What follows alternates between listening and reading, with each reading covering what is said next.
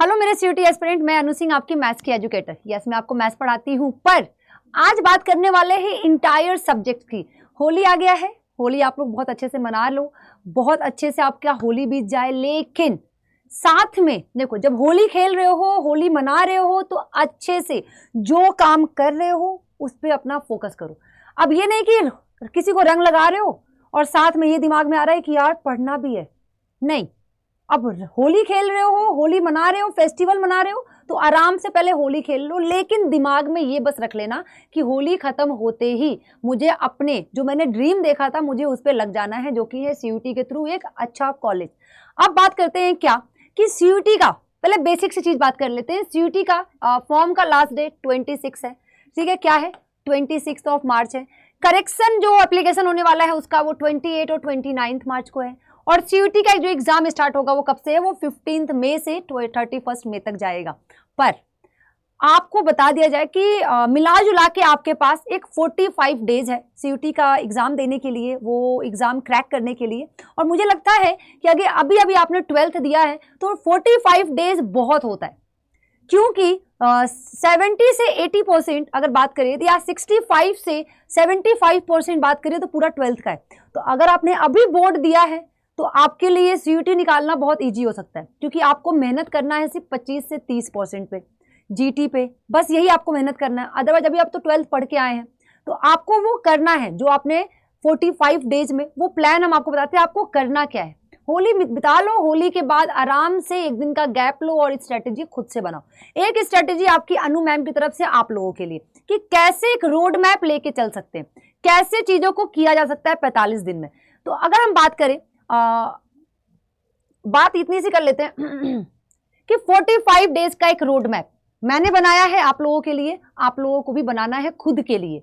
ये किसी और के लिए नहीं है, खुद के लिए है। ये जो डिसीजन है सीयूटी का एग्जाम दे के एक अच्छा कॉलेज लेना, ये किसी और का डिसीजन नहीं है, आपका खुद का डिसीजन है। आपको अच्छे कॉलेज में पढ़ना है तो एफर्ट आपको लगाना है। लेकिन हमने भी आपके लिए थोड़ा सा, मेरी पूरी टीम आपके लिए एफर्ट लगाती रहती है। तो अब मौका है, अब बारी है सिर्फ आपको एफर्ट लगाने का। हम यहाँ से आपको कंटेंट देते रहते हैं।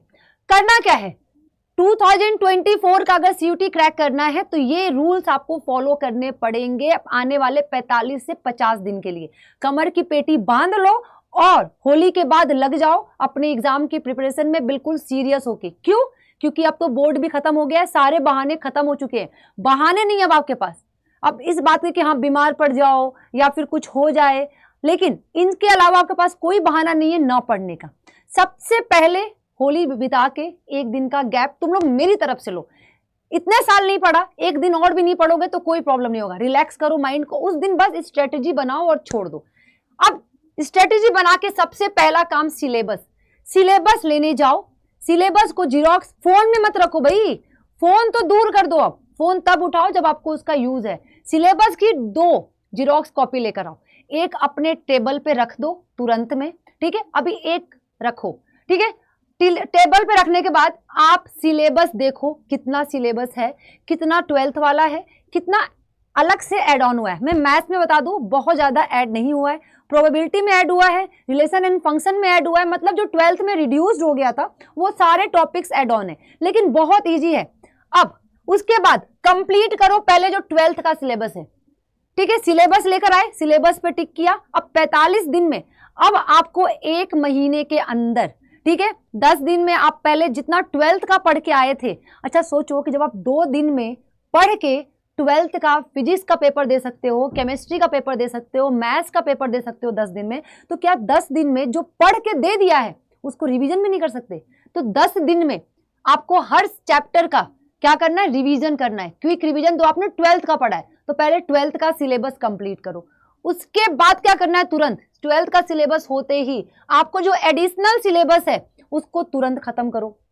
अब सिलेबस कहां से खत्म करना है? हमने आपके लिए बैच लॉन्च किया है, उस बैच में एनरोल कर लो। हम आपको 1 महीने के अंदर क्रैश कोर्स में पूरा का पूरा सिलेबस कंप्लीट कराने के साथ साथ PYQs भी करा रहे हैं और प्रैक्टिस भी करा रहे हैं, ठीक है। अब ये 2 काम हो गया आपका। आपने एडिशनल सिलेबस भी खत्म। देखो सिलेबस से गो थ्रू होना बहुत जरूरी है। अब ये 12th नहीं है कि आपने एक चैप्टर छोड़ दिया तो क्या ही हो गया। भाई बहुत कुछ हो गया, क्योंकि हर चैप्टर से अगर एक क्वेश्चन पूछ रहा है तो 5 मार्क्स का एक क्वेश्चन पूछ रहा है। अब ये नहीं कि 12th में कोई 2 नंबर का है, कोई 1 नंबर का, नहीं, हर चैप्टर से एक जो क्वेश्चन पूछा जाएगा वो 5 मार्क्स का पूछा जाएगा। तो हर चैप्टर इंपॉर्टेंट है सीयूईटी में, याद रखना। हमने सारे सिलेबस एडिशनल हो चाहे 12th के हो, पहले वो कंप्लीट करना है।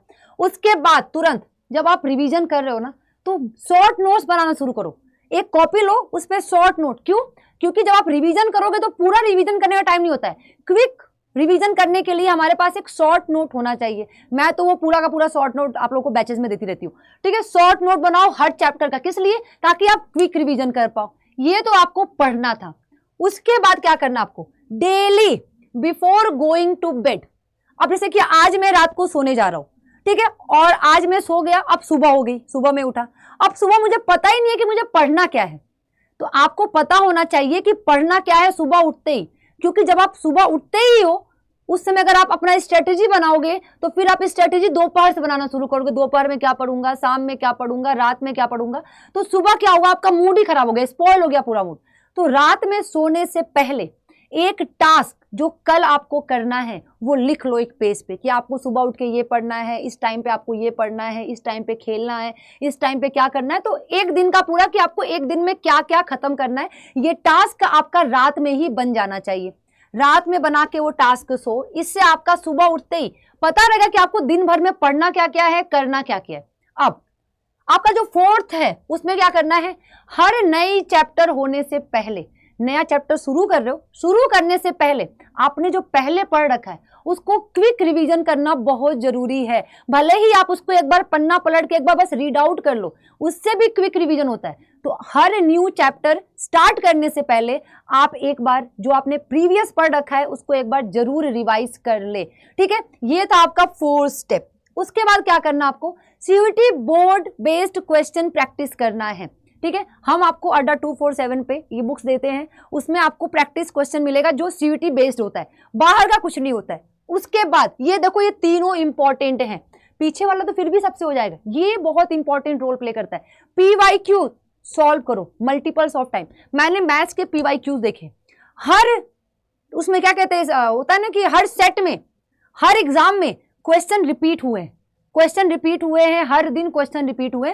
तो आप प्लीज पीवाईक्यू को एक बेस बनाइए और क्वेश्चन को मल्टीपल ऑफ टाइम सॉल्व कीजिए। Last but not the list, सबसे इंपॉर्टेंट, आपने सब कर लिया और इसके बिना अगर आप एग्जाम में चले गए तो कैसी कैसी एंजाइटी आएगी? टाइम मैनेजमेंट, टाइम ही नहीं मिल रहा है, कौन सा क्वेश्चन पे कितना टाइम देना है पता ही नहीं है हमें। उसके बाद क्या? साथ में आपको एनालिसिस, मतलब कि एक्यूरेसी, हमें पता ही नहीं है कि हमने कौन सा क्वेश्चन किया है वो सही है कि नहीं सही है। तो मॉक टेस्ट जो है बच्चा, मॉक टेस्ट सबसे इंपॉर्टेंट रोल प्ले करता है किसी भी कॉम्पिटेटिव एग्जाम में। तो कुछ भी कीजिएगा, इसको मत छोड़िएगा। डेली एक मॉक टेस्ट दीजिए, डेली। सिलेबस कंप्लीट हो गया, डेली एक मॉक टेस्ट, स्टार्टिंग में एक एक दीजिए, फिर बाद में 2-2 देना शुरू कीजिए। जब आप एक मॉक टेस्ट दोगे तो अब कुछ क्वेश्चन छूटेगा, कुछ क्वेश्चन नहीं आएगा। तो मॉक टेस्ट देने का सबसे सही तरीका होता है क्वेश्चन को छोड़ने आना चाहिए। अब ये नहीं कि एक क्वेश्चन आपको मिल गया, आपको आ रहा है, लेकिन आपको पता है कि उस क्वेश्चन में ज्यादा टाइम जाएगा, तो उस क्वेश्चन को वहीं छोड़ दो, just skip that question at that time. उसके बाद आप आगे बढ़ जाओ। तो स्किपिंग ऑफ क्वेश्चन ये बहुत इंपॉर्टेंट रोल प्ले करता है। क्वेश्चन आ भी रहा है, सबसे पहले उस क्वेश्चन को करो जो आप 100% श्योर हो, ठीक है। अगर आप में जिसमें आप 80% 90% में उसको छोड़ दो। अब क्या करना है, जब आप मॉक टेस्ट दोगे उसके बाद जब सबसे पहले आपने मॉक टेस्ट दिया, आपके मार्क्स आ गए, मान लीजिए आपने मॉक टेस्ट दिया, आपके 800 में से 200 नंबर आए, कोई बात नहीं, पहले मॉक टेस्ट में सबके आते हैं, आपके 200 नंबर आए।